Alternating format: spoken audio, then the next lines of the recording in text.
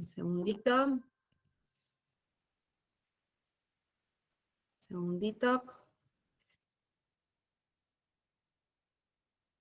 Muy bien.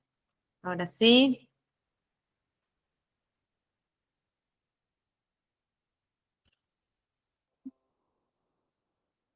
Bien. ¿Alguien me puede avisar si se ve bien?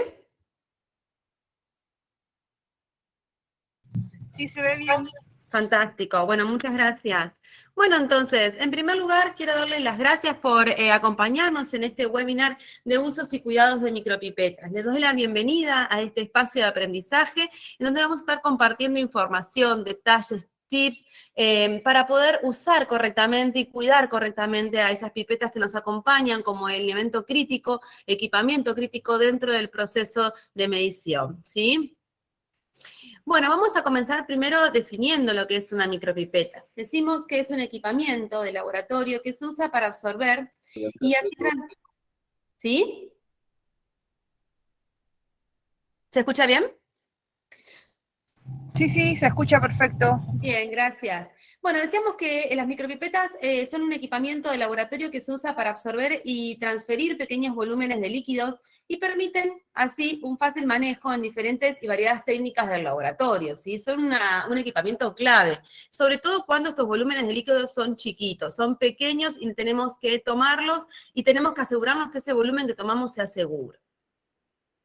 ¿Cuál es el principio de funcionamiento que tienen las micropipetas? Bueno, decimos que las micropipetas de deslizamiento de aire permiten aspirar el líquido gracias al vacío parcial que se va a generar cuando el pistón se desplaza hacia arriba en el cuerpo de la micropipeta, ¿sí? A medida que el pistón se mueve hacia arriba, el aire de la punta se eleva para llenar ese aire y desplazarlo y llenarlo por lo que es el volumen, ¿sí? Por el líquido, ¿sí? Entonces el aire se desplaza y se sustituye por el líquido que vamos a tomar. Vamos ahora sí, con esta pequeña introducción para saber, digamos, un mínimo de funcionamiento de la micropipeta y su concepto. Ahora sí vamos a entrar en estos usos correctos, en los cuidados correctos e información que vamos a tener que tener en cuenta para poder tener un volumen adecuado a la hora del proceso analítico. Vamos a ver que una de las primeras recomendaciones, ¿sí? O de los primeros temas es la selección correcta de la micropipeta, ¿sí? Lo habitual es utilizar en el laboratorio micropipetas donde se pueden ajustar el volumen dentro de un rango. Por ejemplo, bueno, acá tenemos de 2 a 20 microlitros, de 10 a 100, de 20 a 200, de 100 a 1000 microlitros o de 1 a 10 mililitros. Muchas veces nos vamos a encontrar que hay micropipetas que tienen un volumen fijo, ¿sí? O sea, compro una micropipeta y solamente puedo tomar 1 mililitro, ¿sí? Pero lo mejor y lo más práctico, ¿sí? Es que ustedes puedan adquirir micropipetas que tengan este volumen variable para poder ser utilizadas en varias determinaciones en el laboratorio y que ustedes tengan la posibilidad de utilizarlas en diferentes metodologías, no solamente en algo acotado al volumen que se requiere, ¿sí? O que esa micropipeta define. Por otro lado, vamos a ver que en esta selección correcta de la micropipeta, es importante que uno tenga en cuenta lo que es el rango de trabajo óptimo, ¿sí? Nos dice que entre el 35 y el 100% de su volumen nominal máximo es lo correcto para poder usar esa micropipeta. La precisión de las micropipetas disminuye al acercarnos a su volumen de trabajo mínimo. Yo tengo una micropipeta que va entre 1 a 100 microlitros.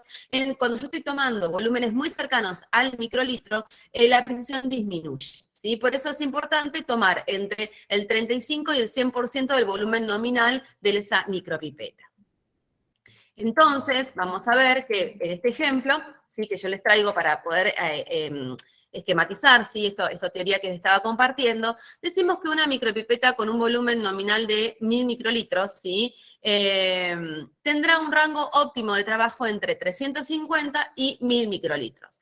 Por lo que, aunque en las especificaciones nos indique que podemos pipetear entre 100 y 1000, ¿sí? Microlitros, teniendo en cuenta que es una micropipeta entre 100 y 1000 microlitros, ¿sí?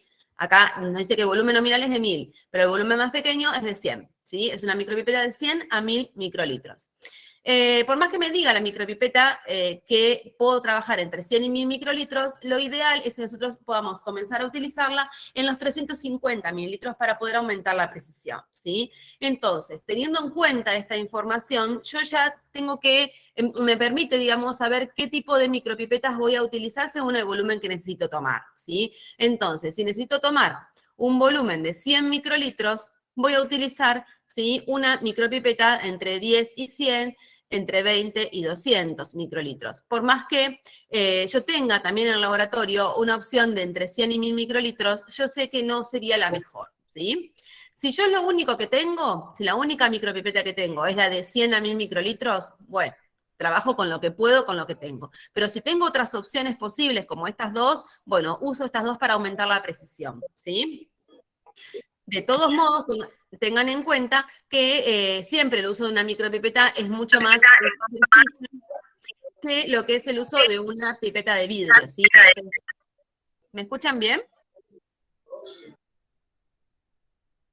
Les voy a pedir si pueden, por favor, apagar los micrófonos para que no se solape con lo que estamos charlando.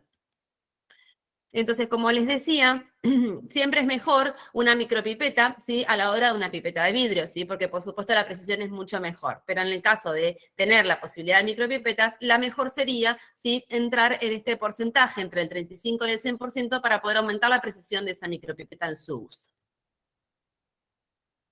Por otro lado, es importante la selección del volumen que voy a pipetear, ¿sí? Cuando pasamos de un volumen mayor a un volumen pequeño, basta con ir bajando el dial para alcanzar el volumen deseado, ¿sí? Entonces, acá es importante que cuando yo selecciono el volumen tenga en cuenta que cuando voy desde un volumen mayor, ¿sí?, a un volumen menor, corro, ¿sí?, esta perillita, la giro y bajo al volumen que necesito, ¿sí? Pero cuando queremos pasar de un volumen pequeño a otro mayor, es importante pasarnos un poquito de ese volumen mayor que nosotros queríamos, ¿sí?, o necesitamos dispensar. ¿Para qué? Para poder, de alguna manera, aumentar la precisión de las mediciones, ¿sí? Entonces, si yo, por ejemplo, tengo que,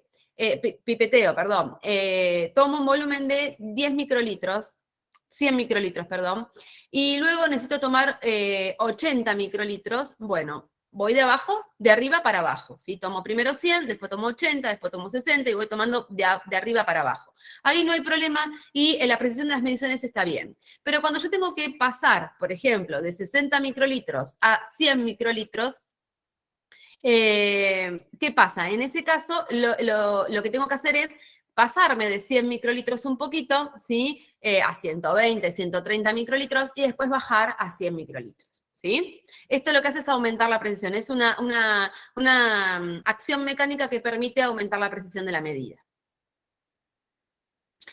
Por otro lado, ¿sí?, vamos a ver que en las micropipetas de accionamiento manual, el volumen seleccionado se muestra en la ventana indicadora, ¿sí? Según el fabricante, el modelo o el volumen nominal de la micropipeta, podemos encontrar algunas diferencias en las presentaciones de estos valores. En general, el indicador de volumen presenta entre 3 y 4 dígitos y se lee de arriba hacia abajo. Es un dato que quizás el que trabaja todos los días con micropipetas, bueno, lo conoce y entiende del tema, pero si uno recién comienza a trabajar con micropipetas y a querer utilizarlas, bueno, es una información que no viene de más saber que tengo que leer de arriba hacia abajo y que puedo tener 3 o 4 dígitos, ¿sí? ¿Qué pasa con la selección de la punta de esa micropipeta, de los tips? Bueno, vamos a ver que cada micropipeta requiere un tipo de punta específica, que va a depender de el volumen nominal de la micropipeta y del modelo y la marca que tiene esa micropipeta. Existen diferentes y variados tipos de puntas y dependiendo el volumen que vamos a querer dispensar es el color que poseen. Y esto es interesante porque a mí me permite poder diferenciarlas a la vista, ¿sí? Si yo necesito una micropipeta, necesito un tips de, por ejemplo, 10 mililitros, yo sé que es el largo, el que es el gris, ¿sí?, el que no tiene color, ¿sí? Si necesito un tips para una micropipeta de 1000 microlitros, yo sé que es un tip cortito, ¿sí?, que es azul, ¿sí? Entonces, bueno, eso me va a permitir a mí, a la vista, hacer más fácil la búsqueda de los tips que necesito para las micropipetas. ¿Cómo tengo que colocar la punta de la micropipeta? ¿Cómo coloco ese tips? Bueno, en primer lugar lo puedo colocar con la mano, ¿sí? O sea, si uno lo que necesita luego dispensar, digamos, o sea, lo que luego uno va a colocar ese tips dentro de una muestra o de una solución estándar, tengan en cuenta no tomar el tips, digamos, desde aquí, desde esta punta, ¿sí?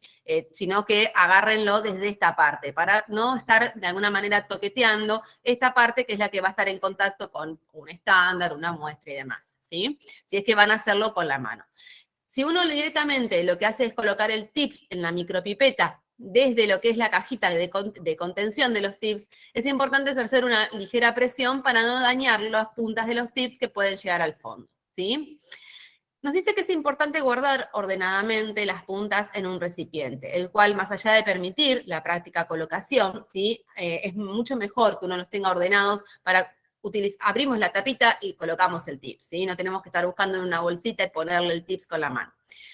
Por supuesto, como les contaba anteriormente, vamos con los recursos que tenemos. Si no los tenemos a este recurso de poder comprar una cajita que contenga los tips, bueno, los pongo en una bolsita, ¿sí? Y voy agarrando de a uno cada vez que necesito, ¿sí? Pero lo importante es que aparte de ordenar, ¿sí? Y permitir un fácil acceso y colocación, también me permite guardarlas de lo que es el polvo. Y no es el polvo de porque yo trabaje de manera sucia o porque trabaje en un lugar en donde continuamente hay polvillo en el ambiente, sino porque el polvo propio de lo que es el ambiente va día a día, ¿sí? Erosionando y va colocándose en los diferentes equipos del laboratorio, y bueno, es así que se va llenando de polvillo, y esta manera lo que va a hacer es resguardar a ensuciar, ¿sí? O a contaminar este tipo de tips. Por otro lado, ¿sí? Vamos a ver que, bien como dice nuestra frase, cada uno con cada cual. ¿Y por qué? Siguiendo un poquito con lo que habíamos visto anteriormente de los colores de los tips, vamos a ver que las micropipetas están codificadas por colores y etiquetadas con el volumen para el que están diseñadas, ¿sí? La codificación por colores permite identificar rápida, ¿sí? Una identificación rápida de las puntas que vamos a necesitar, ya que el código de color de la micropipeta coincide con el color de los tips en la mayoría de los casos, ¿sí? Entonces, de esa manera uno puede identificarlo más rápido. Como les contaba hoy, yo tengo una micropipeta que va de 100 a 1000 microlitros, yo sé que el tips es azul, pero también sé que la micropipeta está identificada con color azul. Entonces, coinciden. En el caso de las micropipetas que van de 20 a 200 microlitros, yo sé que el tips es chiquitito y que es amarillo. Y la micropipeta también es amarilla, ¿sí? Quizás no coincide, por ejemplo, en volúmenes grandes, que tenemos, por ejemplo, una micropipeta de 1 a 10 mililitros, que generalmente esto, o en algunos de los proveedores, esto es violeta. Bueno, pero el tips no es violeta, el tips es transparente, ¿sí? Color del plástico transparente, ¿sí? Pero generalmente coinciden, en muchos casos, el color de la micropipeta con el color del tips. Y esto a mí me permite fácilmente poder reconocer qué tips tengo que tomar cuando, bueno, tengo muchos trabajos, muchas micropipetas, muchos tips dentro de lo que es el ensayo de rutina y arriba de la mesa. Vamos a hablar ahora de lo que es el pipeteo correcto, ¿sí? Nos dice que para llevar a cabo una correcta aspiración del líquido es muy importante mantener la micropipeta siempre en posición vertical. Y esto es una práctica que muchos tuvimos que corregir, ¿sí? Porque parece más cómodo inclinar todo. Me inclino yo, inclino el vasito donde voy a tomar la muestra, parecería que voy a tomar más volumen o que lo voy a tomar mejor si inclino todo. Y es una práctica que uno como analista del laboratorio muchas veces lo ha tenido. Y que tuvimos que corregir, ¿sí? Porque no favorece nada que yo me incline, porque hasta uno mismo a veces se inclina para atrás como para poder ver mejor la situación y inclina también el vaso donde está conteniendo la muestra o el estándar, o inclina el matraz para tomar muestra o para tomar ese volumen que necesita. Y eso no favorece y no aporta, ¿sí? Es una práctica que uno va tomando de manera corporal, sí, que luego lo traslada al material y que no aporta. Lo importante es hacerlo de esta manera, ¿sí? De manera vertical. Yo sumerjo la punta del tips en la muestra de manera, o en el estándar, o sea, en el líquido, de manera vertical, ¿sí? Y lo saco de manera vertical. Siempre lo trabajo de la misma manera. Por otro lado, una consideración importante al momento del pipeteo es mantener la punta de la micropipeta lejos del fondo del recipiente. De lo contrario, podría provocar una creación de burbujas de aire. Y esto también es otra consideración que los que hemos trabajado en laboratorio parece que si íbamos hasta el fondo del vaso donde estaba el líquido íbamos a tomar más volumen o íbamos a tomar mejor, ¿sí? Esto hay que tenerlo en cuenta, porque si yo me voy muy al fondo, tocando lo que es la base del recipiente, voy a estar dándole lugar a la acumulación de burbujas de aire en la micropipeta, dentro de la micropipeta, no dándole lugar al volumen que necesito tomar, ¿sí? Entonces siempre, y lo vamos a ver en un ratito, no voy hasta el fondo, voy a una profundidad que va a depender también del volumen de la micropipeta, ¿sí? Pero bueno, como término general, como regla general, a la mitad del volumen, ¿sí? Que estoy dispensado, que voy a tomar para dispensar luego, es en donde voy a colocar ese tips para tomar la muestra, o para tomar el líquido.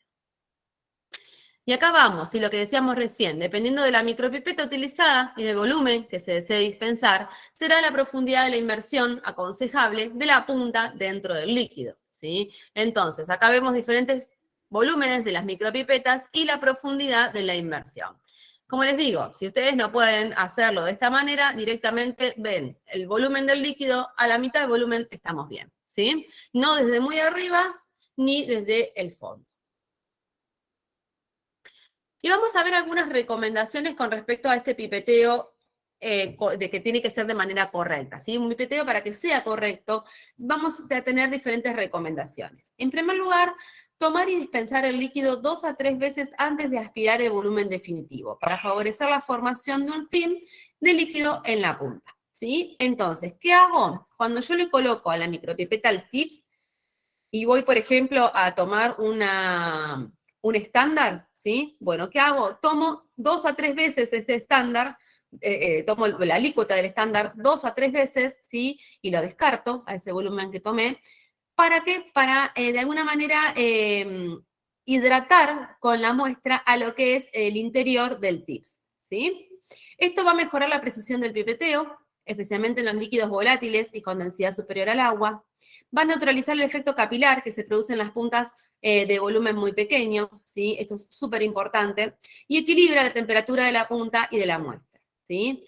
No se recomienda esta acción para líquidos por encima de 37 grados o líquidos muy fríos, ¿sí? Bueno, generalmente uno no trabaja con estas temperaturas, ni mayor de 37, ni líquidos muy fríos, ¿sí? Porque cuando, bueno, uno generalmente puede trabajar con un estándar o puede trabajar con una muestra, no está a esas temperaturas. Pero bueno, en algunos casos, en algún tipo de ensayo, pueden aparecer estas temperaturas y en ese caso tengan en cuenta que esta no sería una buena práctica, ¿sí? Otra recomendación me dice que hay que mantener un ritmo constante y una velocidad adecuada para aspirar y dispensar el líquido a lo largo del ciclo de pipeteo. Pipetear muy rápido puede provocar la entrada de aire en la punta, provocando que el volumen del líquido pipeteado no sea el deseado. Vieron que a veces nos pasa que estamos hablando mientras pensamos que tenemos que seguir haciéndolo después de que terminamos de hacer ese ensayo y pipeteamos rápido, ¿sí? Tomamos la alícuota rápido. Y cuando la vamos a ver, nos damos cuenta que pasó esto. Se entrecortó toda el líquido que tomé. Eso es porque absorbió aire, ¿sí? Chupó aire el tips y no le dio lugar al volumen que yo quería tomar, ¿sí? Entonces, con tranquilidad, ese momento en donde yo voy a estar haciendo la toma del líquido, tiene que ser un momento de tranquilidad en donde el manejo de la micropipeta tiene que ser suave, ¿sí? Y tiene que ser constante. ¿Para qué? Para evitar estos cortes. Si me concentro, si luego, bueno, sigo haciendo otras actividades, charlo, voy pensando, voy organizando, pero en el momento en que yo voy a tomar las alícuotas, es un momento de suma concentración, ¿sí? Y por otro lado nos dice que al momento de dispensar el líquido podemos optar por diferentes formas, ¿sí? En primer lugar, dejarlo caer por la pared lateral del recipiente donde queremos llevar esa alícuota, que sería esta primera opción. Entonces pongo el tips, ¿sí? Aquí, en lo que es el costado, ¿sí? En este caso, el cuerpo de lo que es el lugar en donde voy a dispensar. Otro sería dosificar el líquido suavemente sobre la superficie del líquido, ¿sí? Entonces, lo que te voy a dispensar, lo dispenso sobre lo que es la superficie del líquido. Técnica un poquito difícil de poder llevar adelante. Y otra de las posibilidades es introducir ligeramente la punta en el líquido, ¿sí? Como está en este caso, un poquito sumerjo. Igual a mí me parece la mejor esta, ¿sí? Porque esta no termina de ser muy útil, y esta, ¿sí? Estoy metiendo la punta dentro de lo que es el líquido. Y este líquido, ¿sí? Puede ser un líquido el cual necesito preparar, por ejemplo, un estándar con mayor precisión, o necesito preparar una solución en la cual se puede contaminar si yo le pongo un tips. Entonces, para mí, la mejor opción es esta, en donde lo coloco sobre la pared, y luego lo que hago es poder agitarlo, ¿sí? Quitando algunas gotas que pueden haber quedado adheridas en las paredes, ¿sí? De todos modos, dependiendo el tipo de metodología, la muestra o las contaminaciones que se puedan llegar a presentar, es la forma que ustedes pueden optar como mejor y válida para cada uno de esos ensayos, ¿sí? No se limiten a, bueno, voy a trabajar así siempre, sino, bueno, no, puedo optar por diferentes situaciones o diferentes formas de dispensar, dependiendo el método o las complicaciones que puede llegar a tener el método, ¿sí? O también las situaciones, porque puede ser que yo, por ejemplo, en un matraz, ¿no? Bueno, voy a pipetear y voy a dispensar ese líquido dentro del matraz. En este caso, en el matraz yo puedo aplicar esta situación. ¿Por qué? Y bueno, porque yo luego lo que voy a hacer es colocarle el tapón al matraz y voy a agitar. En el caso, por ejemplo, que yo utilice un vaso de precipitado y necesite ponerle una pequeña alícuota de un líquido dentro de un líquido que ya está en un vaso de precipitado, bueno, yo después no voy a tener forma de poder agitar si tapando ese vaso de precipitado. Entonces, en ese caso sería una buena opción usar esta forma, ¿sí? Entonces, bueno, ustedes busquen cuál es la mejor forma, no se limiten solamente a una, ¿sí? Otra recomendación es que nos dice que es importante depositar las puntas utilizadas en un contenedor destinado para tal fin, según las características de las muestras o reactivos con los que se está trabajando. Una buena gestión de los residuos o material desechado en el laboratorio es esencial para nuestra seguridad en el trabajo y para el medio ambiente. Sobre todo cuando estamos haciendo lo que es el pipeteo con micropipetas de, por ejemplo, muestras que pueden estar contaminadas, como muestras de fluentes, ¿sí? O muestras también, si estamos trabajando en un laboratorio bioquímico, muestras de sangre, de orina y demás. Si ustedes no tienen la posibilidad de comprar estos recipientes en donde uno puede ir volcando todas las tips que utilizó y que va a eliminar, lo que puede hacer es generarlo de una manera práctica, ¿sí? Y económica para el laboratorio, ¿sí? Con alguna botella, ¿sí? De algún detergente o algún suavizante de ropa. Bueno, lo que hacemos siempre es roturarlo correctamente, y en lo que es la tapa, ¿sí? La rompemos un poquito para poder ahí volcar todos los tips. Y una recomendación es que esa tapa la adhieran, ¿sí? A lo que es el cuerpo del envase, para evitar desenroscar y que puedan de alguna manera quitarse esos tips de dentro de lo que es la botella y producir una contaminación, ¿sí? Vamos a ver algunos cuidados que tenemos que tener ahora con respecto a las micropipetas, ¿sí? Necesito almacenarlas, ¿sí? Cuando no se usan las micropipetas se deben guardar en posición vertical. Se recomienda utilizar los soportes confeccionados para tal fin, ¿sí? Entonces, vamos a ver que hay soportes en los cuales yo puedo comprarlos e ir colocando en ellos cada una de las micropipetas que voy a usar en la rutina. Entonces, de esa manera las guardo en forma vertical hasta que las pueda o las necesite utilizar. Es importante, ¿sí? Que si yo no puedo comprar esto, ¿sí? este soporte, puedo fabricarlo en el laboratorio. ¿Cómo? Bueno, puedo comprar estos ganchitos que generalmente se utilizan para colgar los repasadores o los trapitos de la cocina, ¿sí? Que son muy chiquitos, ¿sí? Tienen quizás el tamaño de un dedo pulgar, ¿sí? Y lo que hago es los puedo colocar en lo que es la pared del laboratorio, ¿sí? Sobre todo si, por ejemplo, la pared tiene cerámicos y es más fácil de adherir, ¿sí? Y lo que hago es colocarlos a una distancia que luego pueda pasarles estas banditas elásticas. Entonces, ¿qué hago? Genero un soporte en donde Vieron que las micropipetas tienen el manguito en donde me sirve para poder tanto colgarlas como para poder hacerlo de una manera, para manipularlas más fácil. Ese manguito luego lo voy a colgar, ¿sí? O lo voy a utilizar para colgar en donde yo coloqué la bandita elástica, ¿sí? Entonces es una manera casera, para decirlo de alguna forma, de poder generar un soporte de las micropipetas cuando, bueno, los recursos en un laboratorio no me permiten poder ir comprando estos soportes. ¿Qué pasa con la limpieza, ¿sí?, de las micropipetas? Vamos a ver algunas recomendaciones. Nos dice que no se utilizan productos cáusticos, ¿sí?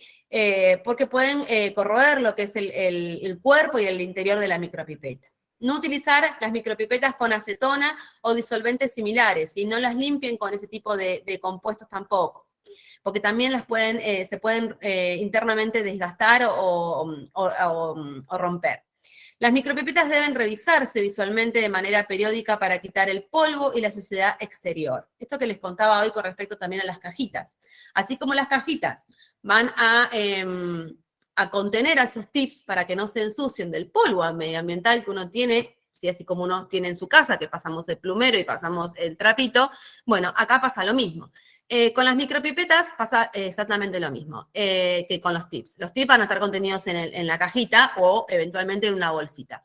Pero con el caso de las micropipetas, yo las tengo, ¿sí?, en un soporte. La que más uso seguramente no va a acumular polvo. Pero si alguna de todas estas la uso poco, ¿sí?, o la uso 2 veces al mes, y no la uso en la rutina, en lo cotidiano, va a acumular polvo, ¿sí? Entonces es importante que uno pueda hacer una inspección visual para poder limpiarlo, ¿sí?, para poder extraer ese polvo. Lo mismo que en el soporte mismo, ¿sí? Por más que el soporte uno lo use en la rutina y el soporte esté ahí, en la rutina del laboratorio, en lo que es la base, en esta parte de aquí, ¿sí?, se junta polvo. Entonces es importante poder mantener higiénica ese tipo de soportes y de condiciones en el laboratorio para un trabajo seguro y limpio. Otra de las recomendaciones con respecto a la limpieza, que el cono o soporte de las puntas se debe lavar con etanol al 70% y no con ningún otro solvente, ¿sí? Entonces, esta parte de aquí, ¿sí?, hay que lavarla con lo que es alcohol al 70% y no con ningún otro solvente, ¿sí? ¿Cómo esterilizamos las micropipetas? Muchas de esas micropipetas, cuando generalmente uno las utiliza para lo que es microbiología, necesitamos esterilizarlas. Vamos a ver algunos pasos generales para esta esterilización. En primer lugar, vamos a autoclavar las micropipetas a 121 grados centígrados con un bar a 20 minutos, ¿sí? Una vez que las esterilizamos, se va a enfriar y las vamos a dejar secar a temperatura ambiente. Esto es importante, ¿sí? Las dejamos ahí, que se sequen, tranquilas al medio ambiente. Es recomendable que una vez que están esterilizadas, ¿sí?, y antes de volver a usarlas, ¿sí?, ya se está esterilizamos, las secamos, antes de volver a ponerle en uso, hagamos una comprobación intermedia de esas micropipetas para poder asegurarnos de que los valores de los volúmenes que voy a utilizar están dentro de las tolerancias permitidas, ¿sí? Y no hace falta volver a engrasar el pistón cuando yo hago una esterilización, ¿sí? Este es un dato también que es importante que tengamos en cuenta, porque a veces esterilizamos y no sabemos qué hacer después con el engrase de la micropipeta. Y siguiendo un poquito con el tema, vamos a ver que cuando yo necesito engrasar esa micropipeta, el pistón y el cilindro de la parte inferior de la micropipeta deben engrasarse luego de cada limpieza, ¿sí? Entonces, cuando yo desarmo la micropipeta para poder limpiarla, ahí sí luego necesito engrasarla nuevamente. La grasa que utilizan las micropipetas se puede adquirir como accesorio al fabricante. Así como ustedes compran el soporte, compran lo que son los tips, compran lo que es las cajitas para guardar los tips, bueno, también pueden comprar la grasa, ¿sí? Para el engrase tanto del pistón como del cilindro, lo importante es desmontar la parte inferior y aplicar poca grasa sobre el bastón y una pequeña capa de grasa en la superficie del desplazamiento del pistón, ¿sí? Entonces, bueno, acá se ve en el esquema cómo colocar lo que es la grasa, ¿sí?, en la parte interna de la micropipeta y de esa manera poder lubricar. Vamos ahora a ver un tema que muchas veces no lo tenemos en cuenta, ¿sí?, porque lo vemos como algo totalmente descartable, ¿sí?, y no le damos la importancia que merece. Vamos a hablar de lo que son los filtros, ¿sí? Están fabricados por fibra de polipropileno y vamos a ver que impiden que los líquidos entren en el cuerpo de la micropipeta, ¿sí? ¿Qué pasa? Muchas veces nos pasa que también por la vorágine que tenemos, porque no nos dimos cuenta, porque no tuvimos los recaudos, bueno, porque estuve pensando en un montón de cosas a la vez, porque recién arranco a trabajar con micropipetas y todavía no le encuentro bien la vuelta cómo es el tema de manejarla. Bueno, cuando estoy tomando el líquido, se me fue hasta el fondo, ¿sí? ¿Y qué pasó? Bueno, puede entrar líquido dentro del cuerpo de la micropipeta y dañarlo, ¿sí? Entonces, para que eso no pase, las micropipetas tienen este filtro para que si yo no hizo una buena toma de ese líquido y llega a querer pasar a esta parte, no va a poder porque está este filtro que lo va a contener, ¿sí? Y por otro lado también evita lo que es la contaminación de los reactivos y las muestras, ¿sí? ¿Por qué? Porque lo que hace es impedir que líquido que pueda haber llegado a la micropipeta en este caso pueda pasar a lo que es la muestra o lo que son los reactivos, ¿sí? Si a ustedes les pasa que en algún momento cuando toman el líquido se moja este cartucho, ¿sí? Este filtro, saquen el filtro, ¿sí? Y más allá de que sabemos de que este filtro lo que hizo fue contener a que el líquido no pase al interior de la micropipeta, fíjense de que en esta partecita sabemos que este filtro va a impedir que llegue acá. Pero acá puede quedar a veces lo que es un poco de líquido que el filtro absorbió, ¿sí? Entonces, si les pasa eso, saquen el filtrito, ¿sí? Y lo que hacen es limpiar con un papel tisú, ¿sí? O un poquito sí, cualquier papel que se libre de pelusa, ¿sí? Toda esta parte interna, ¿sí? Y luego vuelven a colocar un filtro nuevo, ¿sí? Existen situaciones en las que es necesario cambiar un filtro, ¿sí? Entonces yo digo, bueno, ¿cuándo tengo que cambiar el filtro? Bueno, lo voy a cambiar si absorbió líquido, como les contaba recién, si el filtro cambió de color o está manchado, ¿sí? ¿Qué pasa? Vamos a encontrar que muchas veces los filtros, dependiendo, bueno, el tipo de líquido que vamos a estar tomando, ¿sí? O los diferentes tipos de líquido que vamos a estar tomando, cambian de color, ¿sí? Porque absorben esos gases o absorben también la muestra para poder contenerla, evitar que llegue al interior de la micropipeta, y van tomando, ¿sí? Todo eso y van cambiando de color. Cuando yo veo que ya cambió de color es porque ese filtro no está actuando en su uso, ¿sí? Entonces lo necesito cambiar. Y otra es cuando el filtro está seco o desquebradizo. Eso generalmente sucede cuando uno no utiliza mucho esa micropipeta, ¿sí? Vuelvo un poquito. En este caso, si yo le dejo este filtro seco o desquebradizo y tengo la desgracia que cuando tomé la alícuota del líquido fue más allá y quiere llegar acá, ¿sí?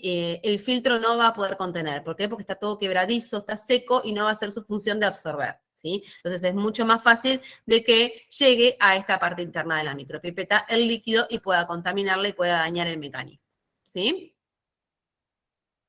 Entonces, cuando ustedes vayan a utilizar una micropipeta, la cual hace mucho tiempo que no utilizan, tengan en cuenta chequear los filtros que tienen esas micropipetas. Vamos a hablar ahora, ¿sí? Un poquito de lo que es la calibración y posteriormente de la comprobación intermedia de lo que son las micropipetas. Las micropipetas, como equipamientos críticos dentro del proceso analítico, deben incluirse dentro del programa de calibraciones, tanto porque es un requisito normativo y no hacerlo puede incurrir en un trabajo no conforme, como así para asegurar la trazabilidad metrológica de las mediciones, ¿sí? Entonces, yo necesito, ¿sí?, poder identificar cuáles son las micropipetas que voy a utilizar dentro del proceso analítico en un paso que sea crítico, ¿sí? Entonces, si yo, por ejemplo, tengo una micropipeta que la uso para tomar 2 mililitros de ácido para poder acidificar la muestra, y eso no es muy crítico, porque yo no tengo la micropipeta, puedo agregarle los 2 mililitros con una pipeta de vidrio, ¿sí? Pero si yo tengo que tomar diferentes alícuotas de un estándar para poder generar mi curva de calibrado, y ahí sí que mi micropipeta es crítica dentro de ese paso del proceso analítico. Esa micropipeta sí tiene que ir dentro del programa de calibraciones. ¿Para qué? Para poder realizarle una actividad de confirmación meteorológica como que es la calibración, ¿sí? La frecuencia de la calibración de las micropipetas siempre depende del uso que se les va a dar, ¿sí? De la criticidad en el proceso analítico, Y tenemos que tener en cuenta que hay factores para determinar la frecuencia de la calibración de esa micropipeta. Y vamos a ver cuáles son esos.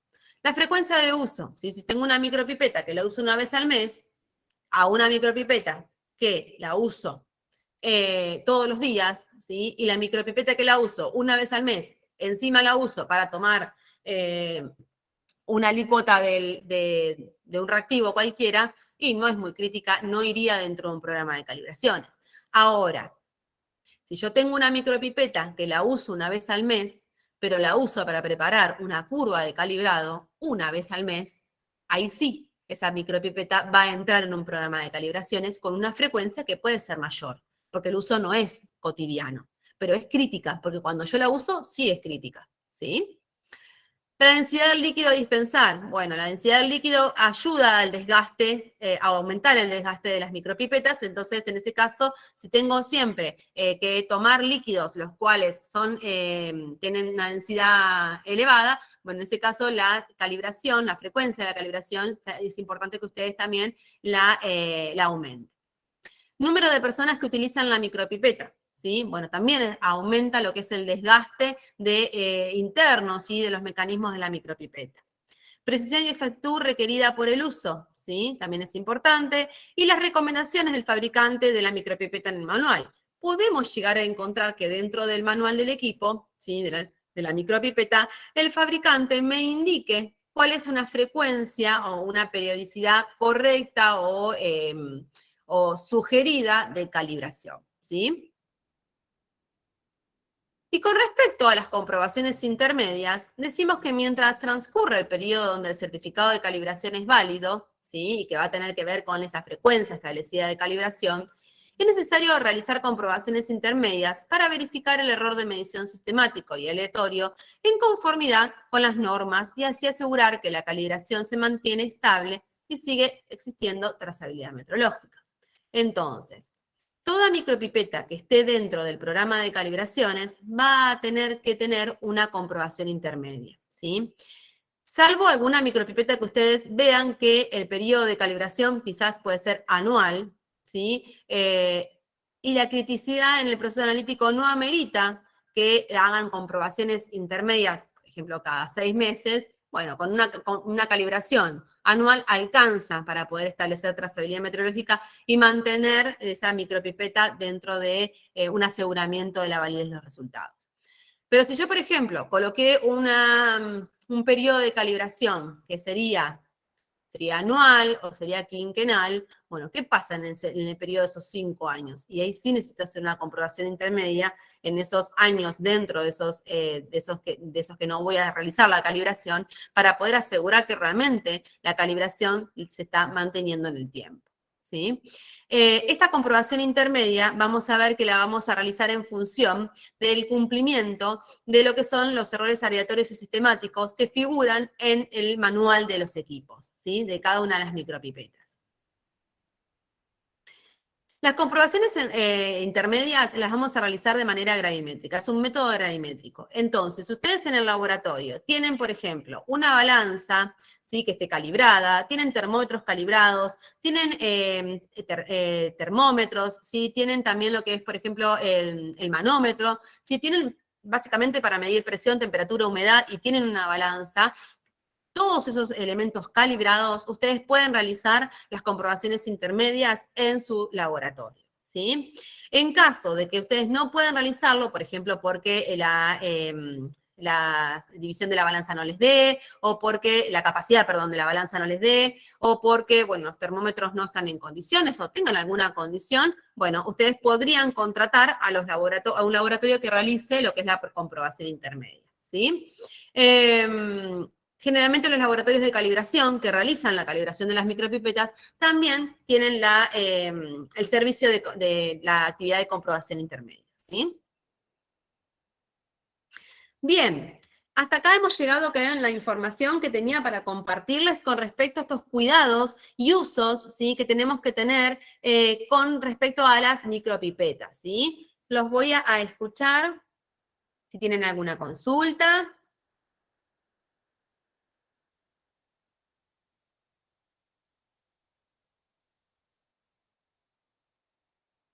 ¿Me escuchan bien?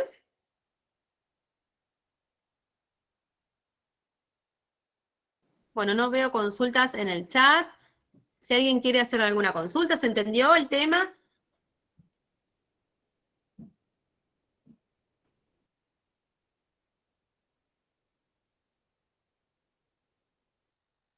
Sí, sí, vamos a estar subiendo la presentación a lo que es YouTube, así que ustedes pueden entrar después al canal de YouTube, bueno, suscribirse también si quieren, y pueden ver el video con libertad, ¿sí? Bueno, muchas gracias, Sabrina, Iliana, Astrid, por los comentarios, ¿sí? Gabriela también. Les voy a compartir en el chat y también van a recibir un mail, ¿sí? Con las formas de pago si ustedes quieren de manera totalmente voluntaria, ¿sí? De lo que es el certificado de participación en este webinar, ¿sí? Cuando ustedes realizan el pago, sí se les emite un certificado de participación para que ustedes tengan en presencia que estuvieron asistiendo, ¿sí? Laura, una pregunta. Sí, te escucho. He participado en nosotros, pues, webinar y no, ese correo que dices nunca me llega. Incluso en el tema de validación estuve hasta escribiendo un correíto, pero no, nunca me llegó ni formas de pago para adquirir el certificado y de pronto las memorias y no sé. Bien, pasame si querés por el chat tu mail de Gmail. Ah, ok. Te lo envío. Bien.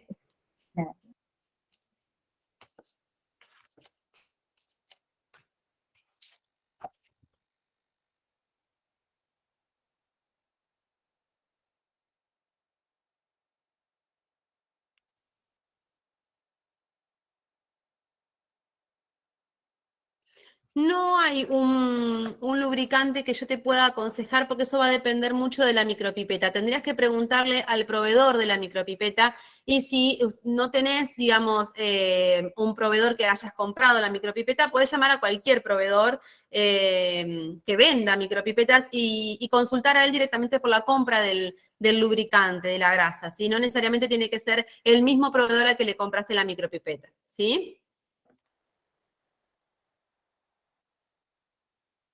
Mari, pasame si querés tu mail acá por el chat, entonces yo te puedo enviar la información, así no te la perdés.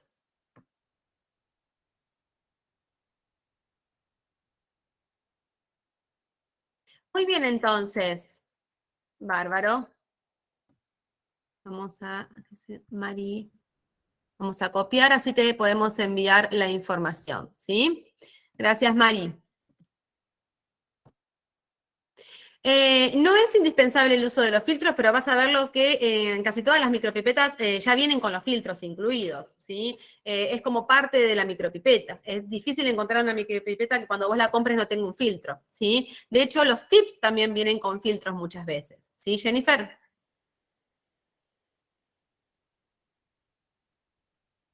No, no se pierde la calibración, ¿sí? Con la esterilización.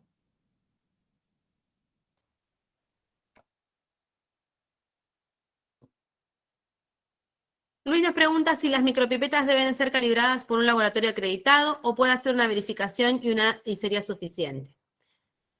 Y si se genera una no conformidad. Bien, muy buena la pregunta, ¿sí, Luis? Y vamos a ir contestando por partes. En primer lugar, si vos vas a contratar una calibración, ¿sí? Necesitas contratar una calibración, un servicio de calibración para tus equipos, ya sea una micropipeta, ya sea una balanza, ya sea una pesa, una mufla, cualquier equipo. Esto ya nos vamos de lo que es el material volumétrico, digamos, nos vamos de micropipetas. Siempre busquen un laboratorio que esté acreditado por la DCT 025. Si ustedes van a las políticas de trazabilidad del ILAC, ¿sí? Van a encontrar que hay 4 posibilidades para que ustedes puedan asegurar esa calibración. Y es que la pueden hacer un laboratorio que esté acreditado, ¿sí? Por la ST 025, y que la acreditación se les haya dado un organismo de acreditación el que esté bajo el acuerdo de mutuo reconocimiento del ILAC, un instituto metrológico, el cual tenga, digamos, las capacidades declaradas, ¿sí? Y también esté bajo el acuerdo de reconocimiento de capacidad de medición y demás.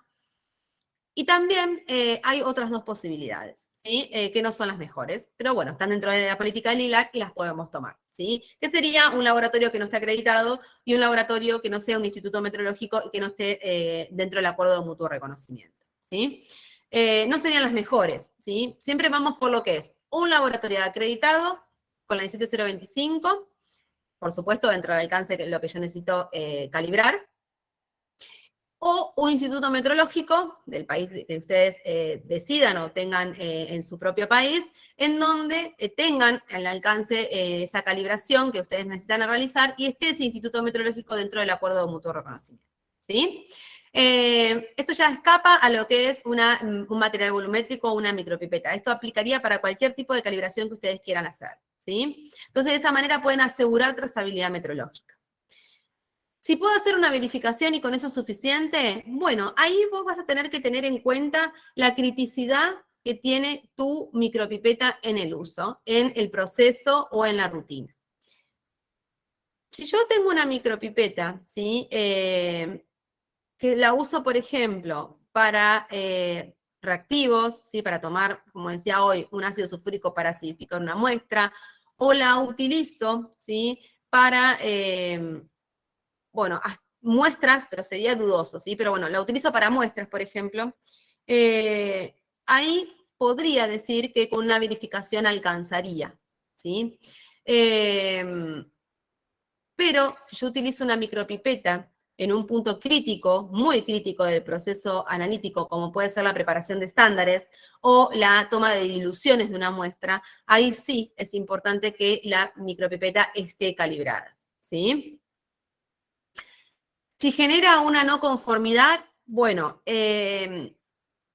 no va a generar una no conformidad si vos puedes asegurar que tu material volumétrico cumple con lo establecido. Si vos hiciste una verificación intermedia y los valores que encontraste para errores máximos, para errores sistemáticos y aleatorios para esa micropipeta, que los vas a encontrar en el manual del equipo, no los cumpliste, ahí sí, si viene un auditor o vos mismo internamente, vas a generarte una no conformidad, ¿sí? Y lo mismo con un certificado de una calibración. Siempre que no se cumplan con los errores máximos permitidos, ¿sí? O en este caso en las micropipetas con lo que son errores sistemáticos y aleatorios que figuran en el manual, vamos a estar frente a una no conformidad, ¿sí? Bueno, Luis, espero haber contestado tus consultas.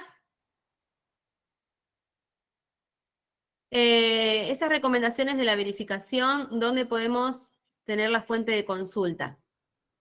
¿Vos me hablás de las calibraciones, de las formas de calibrar? En la política de calidad, perdón, en la política de trazabilidad del ILAC.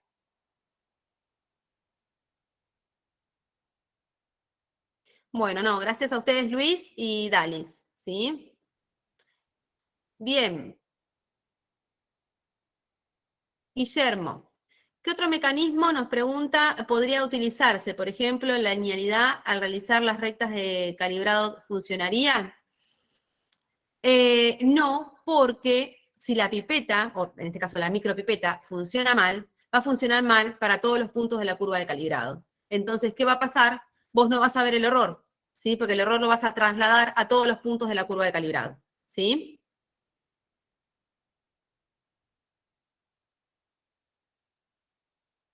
¿Se entiende, Guillermo?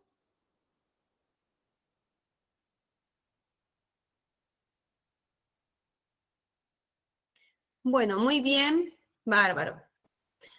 Sí, correcto. Lo que yo lo presento en función de saber que están midiendo a diferentes niveles, o sea, que sería como otro mecanismo para verificar que la pipeta está midiendo correctamente.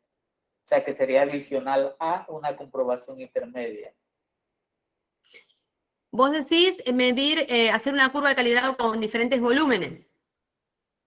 Correcto, sí, para saber que a diferentes volúmenes están midiendo bien. Hice una comprobación, por ejemplo, a 500 microlitros y me dio, vamos a decir, una buena repetibilidad. Entonces, a partir de ello, entonces puedo hacer midiendo distintos volúmenes y voy a saber que si tengo un R cuadrado cercano a 1, que hay una buena, o sea, que mide muy bien a diferentes niveles, ¿no?